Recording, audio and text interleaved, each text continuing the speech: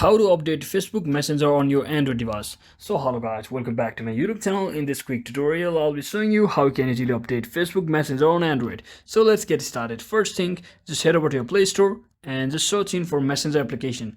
So if your Messenger application is behaving strangely, like if it's automatically closing once you open or something like that, if your Messenger inside the chat is not working, so there may be issue regarding the updates, because it may be box created due to the lack of update of your application. So in that case, just like this, you have to come over to your Play Store and just search in for Messenger application. So now just click on this Messenger and you should see the update button if you have any. So in this case, I have already updated my Messenger application. So if you were to get one, that is the update button, you just have to click on that update button just like that. And once you update your Messenger, you should be successfully fixing those issues and should be able to run the Messenger application smoothly. So that is it for today guys. I hope this video was helpful. If it was, don't forget to like and subscribe to the channel. See you on the next one.